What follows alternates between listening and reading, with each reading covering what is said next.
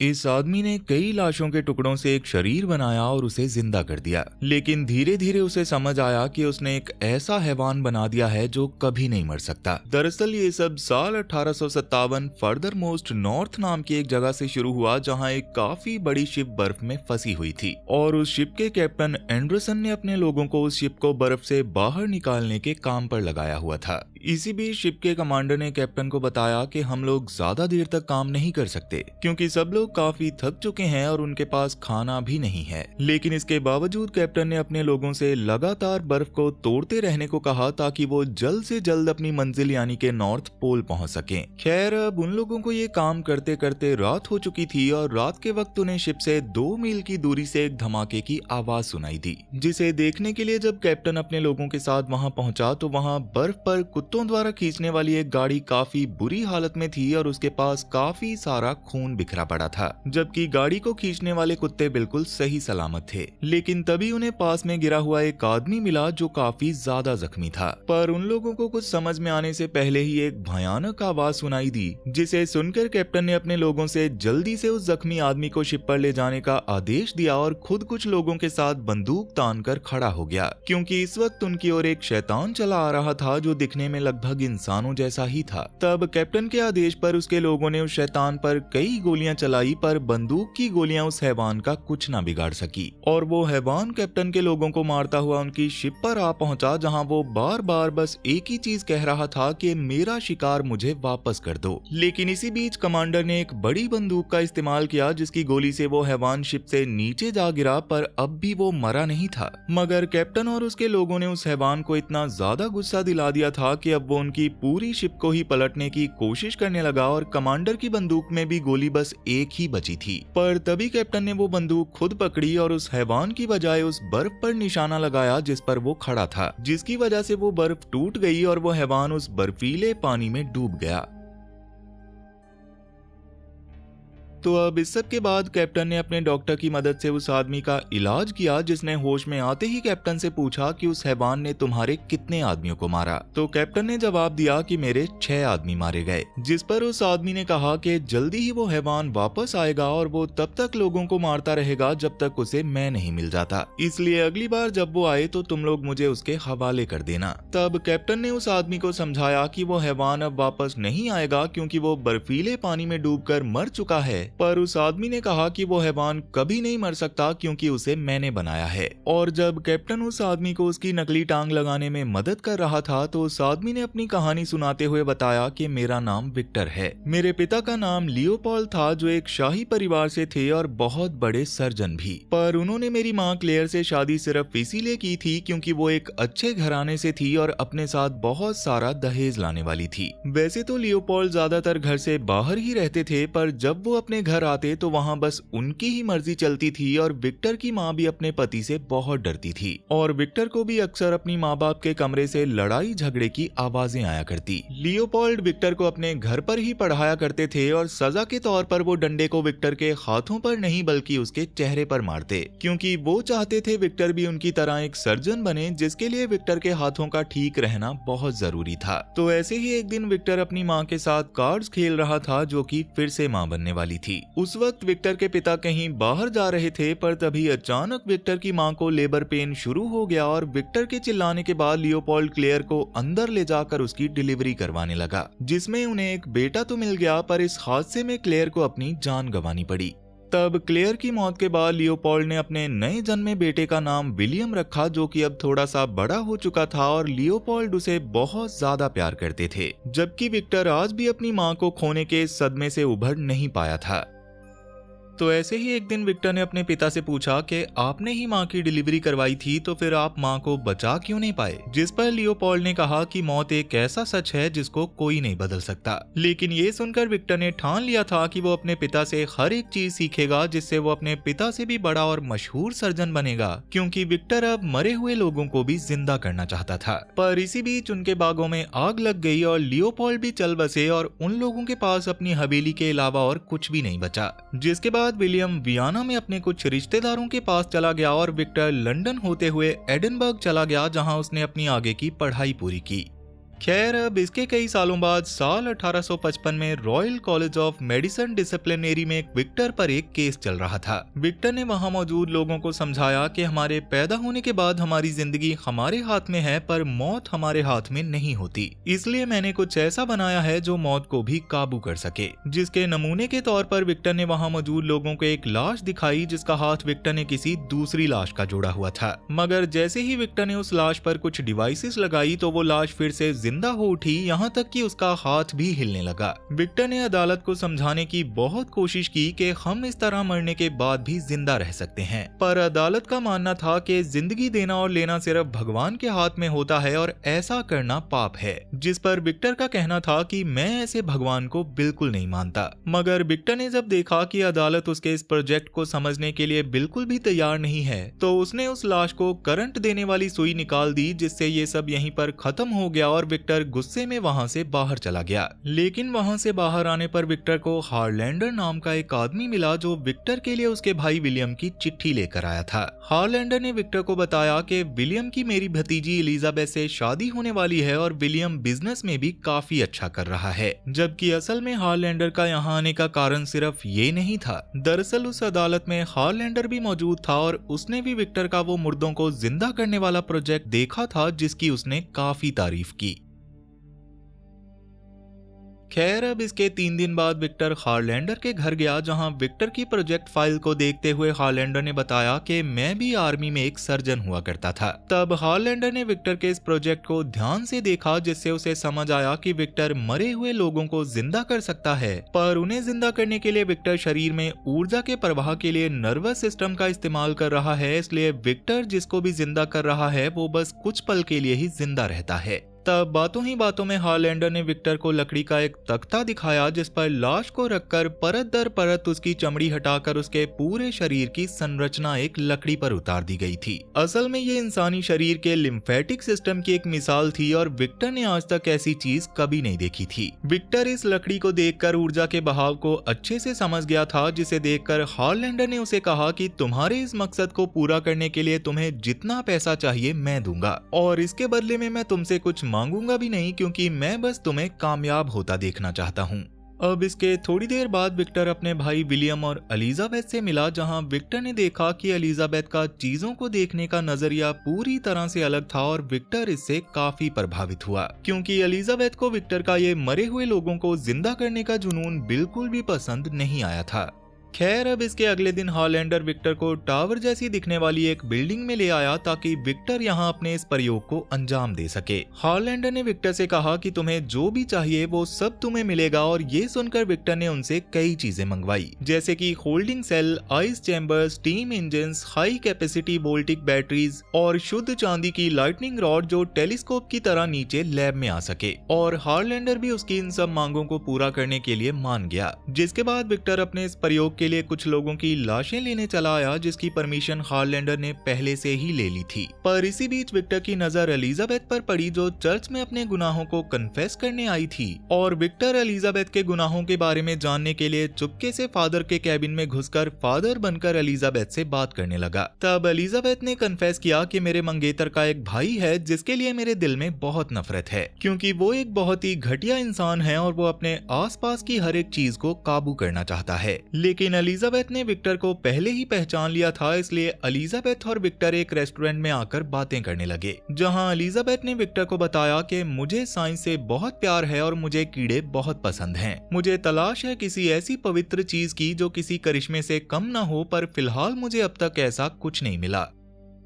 वहीं वर्तमान में अब तक वो हैवान बर्फीले पानी से बाहर आकर पूरी तरह से ठीक होकर कैप्टन की शिप के चक्कर काट रहा था, जिससे कैप्टन के लोग काफी डर रहे थे। इसलिए उन लोगों का कहना था कि हमें विक्टर को बर्फ पर फेंक कर आगे बढ़ जाना चाहिए, पर कैप्टन का कहना था कि चाहे कुछ भी हो जाए पर मैं विक्टर को जरूर बचाऊंगा। दूसरी ओर अब तक विक्टर की लैब विलियम और हारलैंडर की मदद से पूरी तरह से तैयार हो चुकी थी, पर इसके दौरान विक्टर कई बार एलिजाबेथ से मिला और इन मुलाकातों में वो एलिजाबेथ को चाहने लगा, जिसे देखकर एक दिन बातों ही बातों में हारलैंडर ने विक्टर को समझाने की कोशिश भी की कि उसे एलिजाबेथ पर नहीं बल्कि अपने काम पर ध्यान देना चाहिए। इसके साथ ही हारलैंडर ने विक्टर से ये भी कहा कि अब तुम्हारे पास अपने इस एक्सपेरिमेंट को पूरा करने के लिए बस 1 हफ्ते का ही वक्त है। अब ये सब सुनकर विक्टर ने तुरंत ही एक लाश पर काम करना शुरू कर दिया था, पर उसे अब भी समझ नहीं आ रहा था कि बॉडी को सही से करंट कौन से हिस्से से दिया जाए जिससे वो जिंदा हो उठे। तब इसी बीच परेशान विक्टर के पास एलिजाबेथ आई, जिसे साइंस पसंद होने की वजह से विक्टर का ये प्रोजेक्ट बहुत पसंद आ रहा था। पर एलिजाबेथ के इस प्रोजेक्ट को देखने के दौरान अचानक विक्टर ने एलिजाबेथ को अपने दिल की बात बताई कि मैं तुम्हें चाहने लगा हूँ। लेकिन एलिजाबेथ विक्टर के भाई की मंगेतर थी और उसे विक्टर नहीं बल्कि उसका काम पसंद था, इसलिए वो उससे नाराज होकर वहाँ से चली गई। तब एलिजाबेथ के जाने के बाद विक्टर और भी परेशान हो गया, क्योंकि एलिजाबेथ ने भी उसे ना बोल दिया था और जिस लाश को वो जिंदा कर रहा था वो भी उससे नहीं हो रहा था। मगर इसी बीच नहाते हुए विक्टर को एक आइडिया आया, जिसके मुताबिक जब उसने करंट की तारों को लिम्फेटिक सिस्टम के ऊपर लगाया तो तुरंत वो लाश जिंदा हो उठी, जिसे देखकर विक्टर भी समझ गया था कि अब उसे क्या करना है।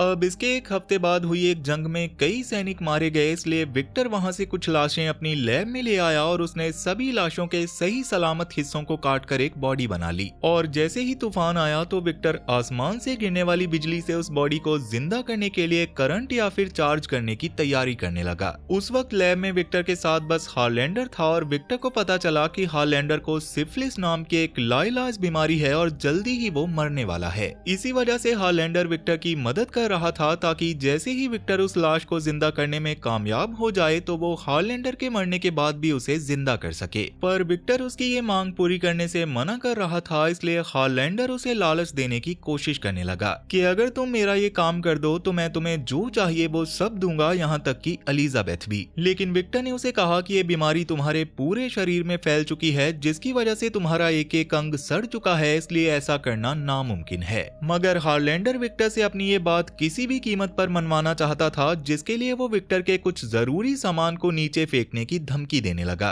जिसकी वजह से उन दोनों में हाथापाई होने लगी और इस हाथापाई में हार्लैंडर खुद ही नीचे गिरकर मारा गया। लेकिन इसके बावजूद विक्टर उसे इग्नोर करके अपनी मशीनों को सेट करने लगा, ताकि इससे उस लाश को शक्ति मिले और वो जिंदा हो जाए। जिसके बाद उस लाश को आसमानी बिजली से शक्ति मिली, पर फिर भी वो जिंदा नहीं हो पाई, यानी कि विक्टर का ये एक्सपेरिमेंट फेल हो गया था, इसलिए वो काफी परेशान हो गया। अब इसी परेशानी में विक्टर अपने कमरे में गया और कुछ सोचते हुए उसे नींद आ गई। लेकिन थोड़ी देर बाद जब उसकी आंख खुली तो उसके पैरों तले जमीन खिसक गई, क्योंकि जिस लाश को विक्टर जिंदा करना चाहता था वो सच में जिंदा होकर विक्टर के सामने खड़ी थी। और विक्टर अपनी इस कामयाबी से बहुत खुश हुआ। वो लाश जो अब जिंदा हुई थी ये उसका एक नया जन्म था, जिसकी वजह से उसे किसी भी चीज के बारे में कुछ भी नहीं पता था, इसलिए विक्टर उसे एक एक करके सब सिखाने की कोशिश करने लगा। पर उस लाश में इस वक्त सीखने की बहुत कम थी, इसलिए वो चीजों को कुछ ज्यादा ही धीरे सीख रहा था। मगर विक्टर में इतना सब्र नहीं था और वो उसे सब कुछ जल्दी से जल्दी सिखाना चाहता था। दरअसल विक्टर ने एक लाश को जिंदा करके अपनी मंजिल को तो पा लिया था, पर उससे आगे का उसने कुछ सोचा ही नहीं था कि इसके बाद वो क्या करेगा। उस लाश में बेइंतहा ताकत थी और अपने जख्मों को ठीक करने की शक्ति भी। लेकिन इसके बावजूद कई हफ्तों तक विक्टर उसे बस एक शब्द सिखा पाया और वो था विक्टर। इसलिए अब विक्टर ने उस पर गुस्सा करना शुरू कर दिया था, यहाँ तक कि उसे बेड़ियों से बांध भी दिया था। दूसरी ओर एलिजाबेथ अपने अंकल हार्लैंडर के लिए काफी परेशान थी, क्योंकि पिछले कई दिनों से ना तो वो घर वापस आए थे और ना ही उन्होंने एलिजाबेथ को कोई खत लिखा था। इसलिए वो एक दिन विलियम के साथ अपने अंकल को ढूंढती हुई विक्टर की लैब में चली आई, पर विक्टर ने उसे कहा कि तुम्हारे अंकल यहाँ है ही नहीं। तब विक्टर विलियम को कुछ दिखाने के लिए ऊपर ले गया, जबकि एलिजाबेथ एक अजीब सी चीज सुनकर बेसमेंट में चली गई, जहाँ उसे वो लाश मिली जो अब जिंदा हो चुकी थी। शायद ये साइंस का वही चमत्कार था जिसका आज तक एलिजाबेथ इंतजार कर रही थी, और वो लाश भी एलिजाबेथ को काफी पसंद करने लगी थी। पर एलिजाबेथ ने उसके शरीर पर कुछ जख्म भी देखे थे, इसलिए वो विक्टर के पास जाकर इसके बारे में पूछताछ करने लगी, जिस पर विक्टर ने उसे कहा कि ये जख्म उसे मैंने नहीं दिए, बल्कि मैंने तो उसे एक नई जिंदगी दी है। लेकिन फिर भी ये मेरा एक फेल्ड एक्सपेरिमेंट है, क्योंकि इस लाश में सीखने और समझने की क्षमता नहीं है।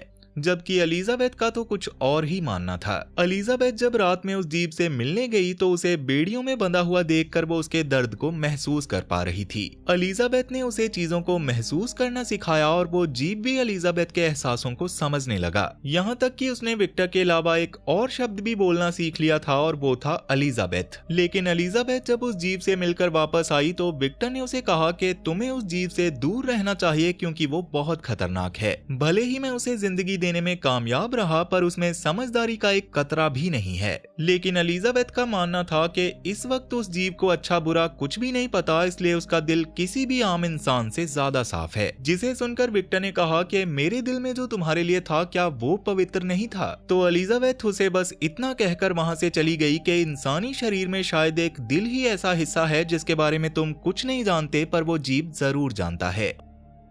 अब विक्टर को एलिजाबेथ की इन बातों से बहुत बुरा लगा था कि एलिजाबेथ की दिलचस्पी विक्टर से ज्यादा उस जीव में है, और इसी जेलसी की वजह से विक्टर एक लोहे की रॉड लेकर उस जीव के पास गया और उसे उस रॉड से मारने लगा। लेकिन काफी देर तक मारने के बाद भी जब विक्टर नहीं रुका तो उस जीव ने गुस्से में आकर विक्टर से वो रॉड छीनी और अपने हाथों से ही उसे मोड़कर विक्टर पर जोर जोर से चिल्लाने लगा, और विक्टर उससे डरकर वहां से चला गया। विक्टर उस जीव की इस हरकत से बिल्कुल भी खुश नहीं था, इसलिए उसने उस जीव को खत्म करने के लिए एक प्लान बनाया, जिसके मुताबिक उसने विलियम को हारलैंडर की लाश दिखाते हुए कहा कि गुस्से में आकर उस जीव ने हारलैंडर की जान ले ली और अगर ये बात एलिजाबेथ को पता चली तो बवाल हो जाएगा, इसलिए तुम जल्दी से कोई बहाना बनाकर एलिजाबेथ को यहाँ से ले जाओ। और विलियम ने भी बिना किसी सवाल के विक्टर की बात मान ली और एलिजाबेथ को लेकर वहाँ से निकल गया। पर जैसे ही वो लोग वहाँ से गए तो विक्टर ने उस पूरी बिल्डिंग में ऑयल फैला दिया, जिसके बाद उसने उस जीव के पास जाकर उसे कहा कि अगर तुमने मेरे नाम के अलावा कोई भी एक शब्द बोला तो मैं तुम्हारी जान बख्श दूंगा। पर जैसे ही उस जीव ने एलिजाबेथ का नाम लिया तो विक्टर का उसके प्रति गुस्सा और भी बढ़ गया और इसी गुस्से में वो उस बिल्डिंग में आग लगाकर वहां से बाहर आ गया। पर अगले ही पल विक्टर को लगा कि उसे उस जीव को नहीं मारना चाहिए, इसलिए वो उसे बचाने के लिए वापस जाने लगा। मगर जैसे ही उसने उस बिल्डिंग का दरवाजा खोला तो वहां एक बहुत बड़ा धमाका हुआ और इस धमाके में विक्टर ने अपना एक पैर पूरी तरह से खो दिया।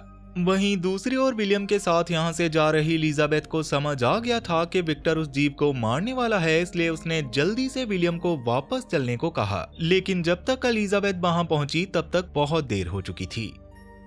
खैर, अब विक्टर ने कैप्टन को अपनी यहाँ तक की कहानी सुनाई ही थी कि तभी वो जीव सीधा कैप्टन के कमरे में आकर कैप्टन से कहने लगा कि तुमने विक्टर के साइड की कहानी तो सुन ली, पर अब मैं तुम्हें अपनी साइड की कहानी सुनाता हूँ। उसने बताया कि जिस दिन विक्टर ने अपनी लैब को आग लगाई तो उसने विक्टर को बहुत आवाज लगाई, लेकिन फिर वो समझ गया कि विक्टर उसे यहाँ मरने के लिए छोड़कर जा चुका है, इसलिए उसने जैसे तैसे अपनी बेड़ियों को खोला और बेसमेंट से समंदर में जा रहे एक नाले से होता हुआ समंदर में जा गिरा, जिससे उस धमाके से तो उसकी जान बच गई, पर पानी में डूबने की वजह से वो बेहोश हो गया था। उस जीव को जब होश आया तो समंदर की लहरों ने उसे समंदर से बाहर निकाल दिया था। तब वो वहां से आगे जंगल की ओर चला गया, जहां की हर एक चीज उसके लिए पूरी तरह से नई थी। इसी दौरान उसने एक लाश के कपड़े उतारकर खुद पहन लिए, क्योंकि उसने देखा था कि इंसान कपड़े पहनते हैं। अब वहीं पर उसे कुछ जंगली जानवर मिले जो उसे बिल्कुल भी परेशान नहीं कर रहे थे, इसलिए वो भी उन्हें परेशान किए बिना एक पौधे पर लगे फल खाने लगा।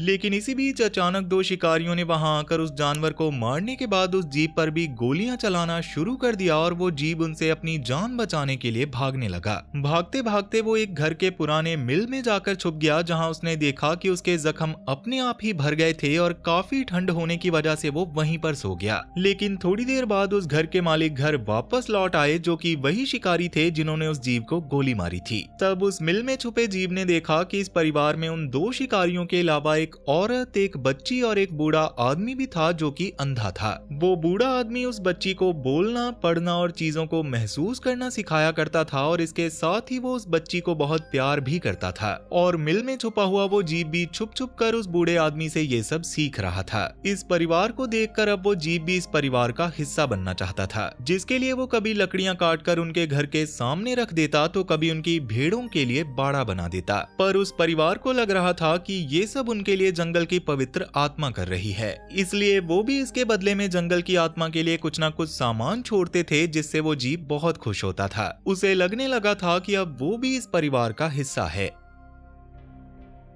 तो अब ऐसे ही कई दिन बीत गए और एक दिन कुछ भेड़ियों ने उस परिवार की भेड़ों पर हमला कर दिया। तब उन शिकारियों ने अपनी भेड़ों को बचाने के लिए कुछ भेड़ियों को मार दिया और कुछ उनकी बंदूकों से डरकर वहां से भाग गए, जिससे उस जीव को इतना तो समझ आ गया था कि ना तो उन शिकारियों की भेड़ियों से कोई दुश्मनी थी और ना ही भेड़ियों की उन भेड़ों से। पर फिर भी उन सब ने एक दूसरे को मारा, क्योंकि शायद इस दुनिया का यही दस्तूर है। खैर, अब इस हादसे के बाद वो शिकारी अपने परिवार के साथ कुछ दिनों के लिए पहाड़ों पर भेड़ियों का शिकार करने जा रहे थे, पर वो बूढ़ा आदमी यहाँ से नहीं जाना चाहता था। इसलिए वो सब लोग उस बूढ़े आदमी को घर पर अकेला छोड़कर ही शिकार पर निकल गए। लेकिन उस पूरे परिवार के जाने के बाद उस जीव ने थोड़ी हिम्मत जुटाई और फाइनली उस बूढ़े आदमी के पास चला गया, जो कि अंधा होने की वजह से उस जीव से बिल्कुल भी नहीं डर रहा था। भले ही वो बूढ़ा आदमी उस जीव को देख नहीं सकता था, पर उसने उस जीव के अंदर की दया और सौम्यता को पहचान कर उसकी ओर दोस्ती का हाथ बढ़ाया। दरअसल वो बूढ़ा आदमी पहले से ही जानता था कि वो जीव कई दिनों से उनकी मिल में रह रहा है और उसी को वो लोग जंगल की पवित्र आत्मा मान रहे थे।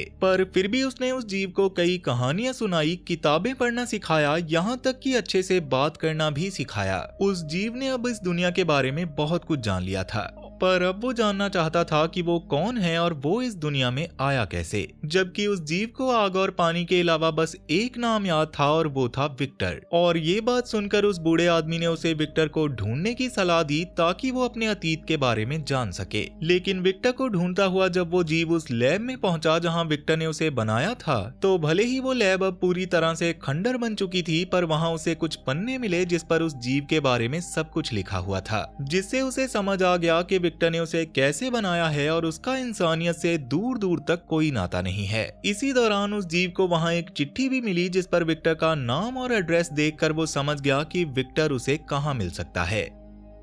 पर ये सब जानने के बाद जब वो उस बूढ़े आदमी के घर वापस लौटा तो उसे वहाँ कई सारे भेड़िए दिखाई दिए, जिन्हें देखकर वो जल्दी से उस बूढ़े आदमी को बचाने के लिए भागा और उसने कुछ भेड़ियों को मारकर अपने अंधे दोस्त की जान बचा ली। पर तब तक वो भेड़िए उस बूढ़े आदमी को काफी जख्मी कर चुके थे और वो जीव जल्दी से उसके पास जाकर उस बूढ़े आदमी से बात करने लगा। उसने कहा कि मुझे पता चल गया है कि मैं एक मुर्दा घर की पैदाइश हूँ, मैं बस एक कचरे का ढेर हूँ जिसे कई लाशों को जोड़कर एक हैवान बना दिया गया। जिस पर उस बूढ़े आदमी ने कहा कि ऐसा कुछ भी नहीं है, क्योंकि तुम एक बहुत अच्छे इंसान हो और मेरे बहुत अच्छे दोस्त भी। पर इतना कहते ही उस बूढ़े आदमी ने दम तोड़ दिया। पर इसी बीच उस बूढ़े आदमी के शिकारी बेटे घर वापस लौट आए, जिन्हें लग रहा था कि उस जीव ने ही उनके पिता को मारा है, इसलिए उन्होंने उस जीव पर हमला करना शुरू कर दिया। तब उस जीव ने भी उनमें से एक शिकारी को खत्म कर दिया और दर्द से तड़पता हुआ घर के बाहर वाले गेट तक आ पहुंचा। लेकिन वो शिकारी अब भी उसका पीछा कर रहे थे, जिन्होंने उस जीव की गर्दन में गोली मारी जिससे वो बेहोश हो गया।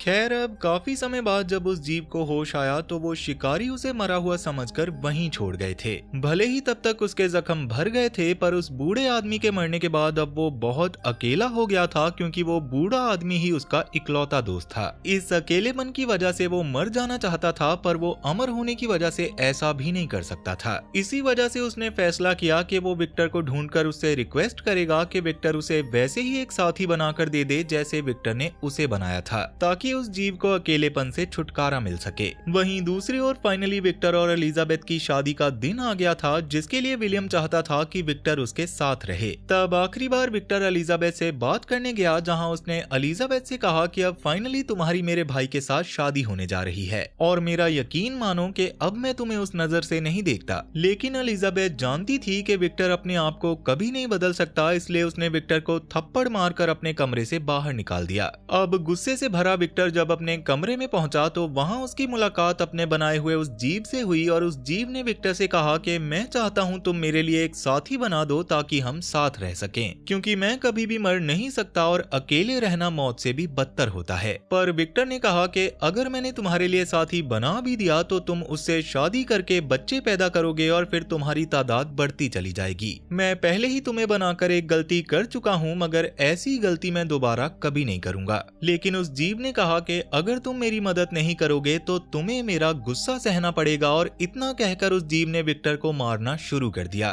तब विक्टर के कमरे से आ रही आवाजों को सुनकर जब एलिजाबेथ उस कमरे में आई तो वहां उसे वो जीव मिला जिसे एलिजाबेथ प्यार करने लगी थी, क्योंकि वो अच्छाई और बुराई दोनों से बहुत परे था। मगर इस बार भी विक्टर से उन दोनों का साथ देखा नहीं जा रहा था, इसलिए विक्टर ने उस जीव पर गोली चला दी। पर वो गोली सीधा एलिजाबेथ को लगी, क्योंकि वो उस जीव को बचाने के लिए विक्टर की गोली के सामने आ गई थी। तब गोली की आवाज सुनकर जब विलियम कुछ लोगों के साथ उस कमरे में आया तो विक्टर ने उन लोगों से कहा कि इस हैवान ने ही एलिजाबेथ पर हमला किया है, जिससे गुस्से में आकर विलियम और कुछ लोगों ने उस हैवान को मारने की कोशिश भी की, पर वो जीव उन सबको इधर उधर फेंकने के बाद एलिजाबेथ के कहने पर उसे भी अपने साथ ले गया।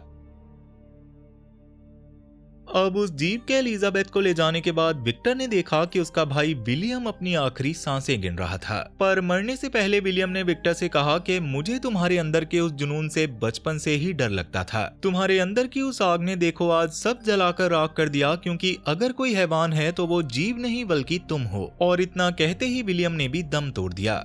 वहीं वो जीप एलिजाबेथ को एक गुफा में ले आया, जहां एलिजाबेथ ने उसे कहा कि मैं एक ऐसी चीज की तलाश में थी जिसे मैं बयां नहीं कर सकती, पर तुम में मैंने उस चीज को पा लिया है और इससे बेहतर मेरे लिए कुछ हो ही नहीं सकता कि मैं तुम्हारी बाहों में अपनी आखिरी सांसें गिन रही हूँ। जिसके बाद एलिजाबेथ की भी मौत हो गई। अब इसके कुछ देर बाद विक्टर उस जीव को मारने के लिए उस गुफा में पहुंचा, पर वहाँ वो जीव एलिजाबेथ की मौत से बहुत ज्यादा गुस्से में था। उसने विक्टर को थोड़ा बहुत मारने के बाद कहा कि मुझे मार सकते हो तो मार दो, क्योंकि आज के बाद तुम्हारी जिंदगी मेरी गुलाम होगी। तुमने मुझे हैवान कहा था तो अब मैं तुम्हें हैवान ही बनकर दिखाऊंगा। इतना कहकर वो जीव वहाँ से चला गया और विक्टर उसे मारने के लिए उसका पीछा करने लगा। विक्टर ने न जाने कितने वक्त तक और न जाने कहां तक उस जीव का पीछा किया, पर फिर भी विक्टर उसे मार नहीं पाया। पर ऐसे ही एक रात गुजारने के लिए जब विक्टर कैंप लगाकर बैठा था तो अचानक वो जीव विक्टर के सामने आ गया, जिसे देखकर विक्टर कैंप के अंदर आकर अपनी बंदूक में गोलियां भर ही रहा था, पर तभी वो जीव उसे घसीटते हुए बाहर ले आया, जहां उसने विक्टर का दूसरा पैर और हाथ तोड़ने के बाद उससे डायनामाइट लेकर कहा कि जल्दी से इसे जलाओ और मुझे खत्म कर दो, पर अगर ये चीज मुझे ना मिटा पाई तो मैं तुम्हें मिटाने जरूर आऊंगा। तब उसके इतना कहने के बाद विक्टर ने उस डायनामाइट को जलाया और जैसे तैसे वहां से दूर भागने लगा। मगर डायनामाइट का ये बड़ा धमाका भी उस जीव को मिटाने में नाकाम रहा, और ये वही धमाका है जो कहानी की शुरुआत में कैप्टन की शिप के पास हुआ था। तब उस जीव की ये कहानी सुनने के बाद फाइनली विक्टर को यह एहसास हुआ कि उसने पहले दिन से ही उस जीव के साथ कितना गलत किया है, और विक्टर ने इसके लिए उस जीव से माफी भी मांगी। अब अपनी गलती का एहसास होने के बाद विक्टर ने उस जीव को अपना बेटा कहते हुए समझाया कि तुम्हें ये जिंदगी जीनी ही पड़ेगी, क्योंकि मैं जानता हूँ तुम नहीं मर सकते, पर जीने के अलावा तुम्हारे पास और कोई चारा नहीं है। अब इसके बाद विक्टर ने उस जीव से वैसे ही अपना नाम पुकारने को कहा जैसे वो जीव शुरू में सिर्फ विक्टर बोलता था। तब उस जीव ने विक्टर का नाम लेने के साथ साथ विक्टर के पछतावे को देखकर उसे माफ भी कर दिया, क्योंकि उस बूढ़े आदमी ने उसे सिखाया था कि माफ कर देना ही इंसानियत की सबसे बड़ी ताकत है। और उस जीव से माफी मिलते ही विक्टर भी हमेशा के लिए चैन की नींद सो गया। खैर अब इस सब के बाद वो जीव कैप्टन की शिप से नीचे आ गया, जहाँ उसने बर्फ में फंसी कैप्टन की शिप को एक ही झटके में बाहर निकाल दिया ताकि वो लोग अपनी मंजिल तक जा सकें। लेकिन कैप्टन ने विक्टर और उस जीव की कहानी सुनने के बाद सिर्फ अच्छे काम करने का फैसला कर लिया था, इसलिए उसने अपने साथियों से शिप को घर की ओर मोड़ने को कहा, जिससे सब लोग बहुत ज्यादा खुश हो गए। दूसरी ओर अब वो जीव भी अपनी जिंदगी के नए मकसद की तलाश में निकल चुका था, और इसी के साथ ये कहानी भी यहीं पर खत्म हो जाती है। तो वीडियो पसंद आई हो तो वीडियो को लाइक जरूर करना, और अगर तुम इस चैनल पर पहली बार आए हो और तुम्हें भी मेरी तरह हॉरर मूवीज या कहानियां सुनना पसंद है तो जल्दी से इस चैनल को सब्सक्राइब कर लो, क्योंकि मैं अक्सर इस चैनल पर ऐसी डरावनी कहानियां लाता रहता हूँ। तो चलो फिर मैं अब आपसे मिलूंगा ऐसी ही एक और डरावनी कहानी के साथ, और तब तक के लिए tata bye bye, Radhe Radhe.